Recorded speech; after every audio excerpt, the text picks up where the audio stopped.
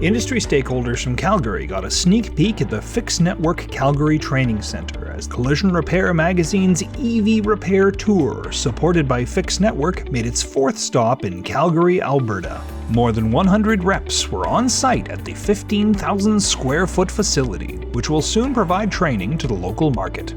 The first speaker on stage was EV expert David Giles, who presented on the introduction of EVs in your collision centres.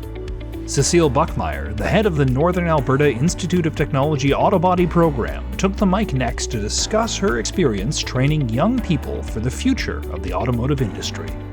Following a lunch sponsored by our friends at BASF, Laura Whittle of Certified Collision Care spoke about the importance of OEM procedures and following guidelines to a T when working on all vehicles, but especially these new high-voltage systems.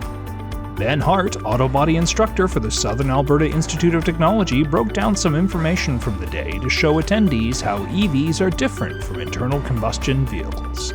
All topics were met with much praise from the crowd. Stay tuned for more news from our EV Repair Tour stop in Calgary or sign up for our Vancouver tour date today. This is Collision Repair Magazine.